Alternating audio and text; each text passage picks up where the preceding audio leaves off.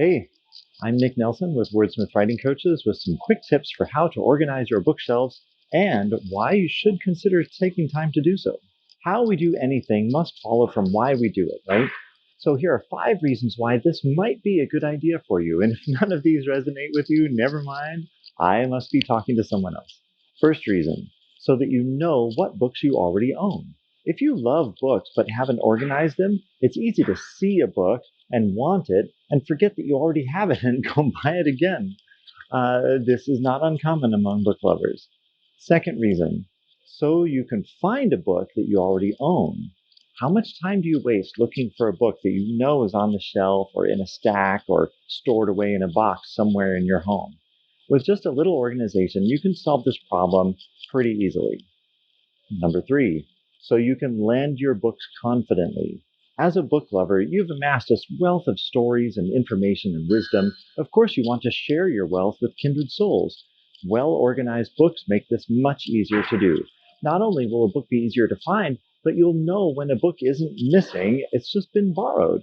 And with one more quick and simple step, you'll also know at a glance who borrowed it and when. Chasing them down later is up to you. Fourth reason to organize your bookshelves so that you can move your books efficiently. I will never forget the time years ago when my wife and I first moved from an apartment into a house. We had a friend come and help us move our books. And oh my goodness, I believe he must have been sorting them by size or something so that they would completely fill the space within the box. Complete, utter chaos when we opened those boxes and tried to unpack them. It took us the better part of 3 years to undo that mess. And we're pretty much back to a good organization system in our home. But if we had told him the way that we had organized our bookshelves and had him pack the books in such a way that it preserved that organization, oh my gosh, we could have had all our books back up on the shelves and rational within 2 days after we had moved. So this will really help you. It could have really helped me. The fifth reason is so that you can restore lost or destroyed books. Now, this doesn't happen often, but when it does, when you do lose some or all of your books due to fire or water or a building collapse or a hard drive failure, you'll be glad to have a record of what books you owned so that you can claim the loss, so that you can mourn the loss, and over time, restore the loss. Creating that record of your books, often called a catalog, is not actually the best place to begin. But this is often the first step people take. This is why the process can take so long and seem so hard. There is an easier way. It is to focus on your physical books first. The first step is actually to think about how you look for a book. Most people look for books in just 3 ways of thinking: contextually, topically, and by author or title. So let's think context first. You want to put your physical books closest to where you're going to be when you begin to look for them. Make sense? So cookbooks should live in the kitchen. Nonfiction books like Understanding the Cloud should live in the office.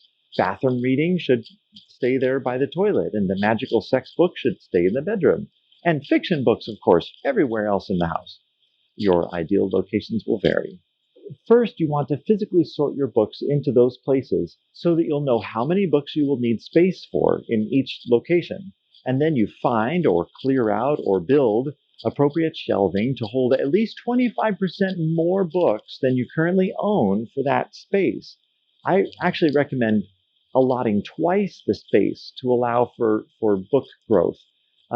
Even if you rein in your book buying, other people know that you're a book lover and you're going to be receiving books as gifts too. So make space for them. Next, you want to organize these physical books in your home by topic or genre. So in each space where you're keeping your books, which are already sorted by purpose if you're following my suggestions so far, you want to group the books by topic or genre in whatever groupings make sense to you. So, for instance, if you put your home and vehicle maintenance books in the garage, all the home maintenance books might be in one grouping, And all the vehicle maintenance books might be in another grouping, and earthquake preparedness books and manuals might be in right there at the very end. But in the main part of your house, in your big bookshelves, you might group each of your favorite genres together, like science fiction here, and then historical fiction, romance and western, biographies and memoirs. Well, okay, maybe biographies and memoirs might need their own sections. You know your own books and your own loves, so you can sort these and order these however you like. If it feels like you're stocking bookstore shelves here, yes, exactly. Those folks are smart. This is a tried and true way to organize a lot of different books into one space so you can find a particular book quickly. Or when you aren't sure exactly what book you're looking for, you can browse your options efficiently so that you can choose a book in the general vein that you're looking for, knowing that you're seeing all the options in that category or genre. My wife and I have so many books that some categories have a space all to themselves, like science fiction has just taken over the guest room.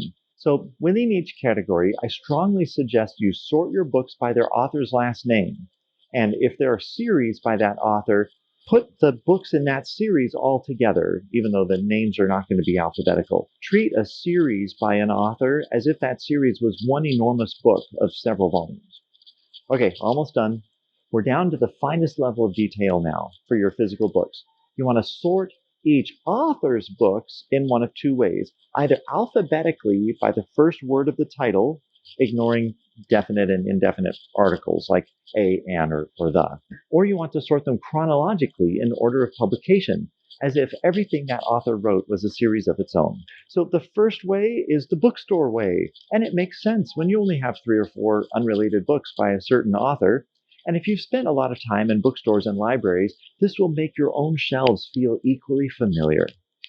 The second way works well for authors whom you've studied carefully, or if you have the entire published works by that author. Now, in that case, the order of publication may become more meaningful to you than the alphabetical order of their titles.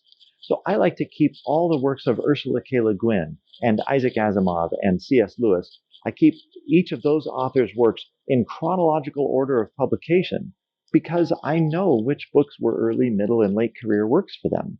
So I might put their fiction and nonfiction works together on my shelf, interleaving them in the order of their publication. And I might even add in there a biography of that author too.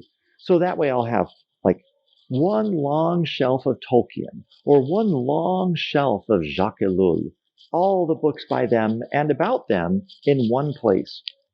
You can make exceptions like this when it makes sense for you to do so, but otherwise follow these guidelines and you'll have a much easier time shelving new books and finding old books and moving all your books sensibly when necessary and restoring the most precious parts of your book collection if disaster strikes. And now for ebooks. At first, it seems like you'll never need to actively sort your ebooks because your ebook reader does it for you, right? And ebooks are searchable already by title and author, right? Okay, yes, that's true. But the more ebooks you acquire, the less helpful the automatic sorting is going to be for you. And now that you've organized your literal bookshelves in a certain way, you can mirror that organization in the digital realm. Now, there are lots of apps and sites to help you catalog your books, but I'll just mention the 2 biggest and, in my opinion, the best. Feel free to explore other options and choose an app that works best for you. So the 2 things I want to tell you about and recommend to you are Library Thing. Library Thing is optimized for those who like to keep their book collection and reading habits private. Goodreads is the other one. Goodreads is optimized for those who want to make collecting and reading and writing books a social thing. Both of them allow you to create bookshelves, virtual bookshelves, or categories of your own, in addition to the other helpful ways that each of them will automatically organize your books for you in their own idiosyncratic way. Now, I encourage you to begin by adding all your physical books to the app that you chose. This may take a little time if you have a ton of books, but it's actually not difficult because both Library Thing and Goodreads let you add books by simply using your smartphone's camera to scan the barcode on the back of the book. Or you can manually enter the ISBN of the book. But this makes it super fast. You just let the app automatically pull up the cover image and automatically pull up all the information about each book for you, so you don't waste time typing any of it in. And as you do this, you create the same bookshelves or categories in the app that you have in your home for your physical books in real life: contexts, topics, and genres. Remember that in an app, a book can be added to as many categories as you like. So if you had a hard time deciding which physical place to put one book, you can add it to both places simultaneously here in the app. Now, as for the process of adding ebooks to your book catalog, both Goodreads and LibraryThing let you import your ebooks from your Nook or your Kindle, your Audible accounts. Now, not the actual digital files of your books, but the metadata about your books. Since this is a catalog, it's not a backup utility. Now, whether you choose Goodreads or LibraryThing or another book cataloging app that you like better, check to see whether it offers an API to connect it with your favorite ebook or audiobook platform. Now, if it doesn't, tell them that you want that API, because the more people ask for it, the higher it will go on their list of priorities of new features that they're developing for their app. Now, if that API does exist, take the time to connect your book cataloging with your book catalog app with your ebook and audiobook accounts. That way, every time you purchase a new book, it will appear in your catalog automatically. Those are the basic principles and best practices for organizing your book collection and unifying your physical and virtual books of all kinds. Hope this was helpful. Of course, each person's situation is a little different, so if you have any questions or if you have any helpful comments to add from your own experience, please send them to me, Nick at wordsmithwritingcoaches.com. Thanks for your time. Buy all the books you love and shelve them wisely.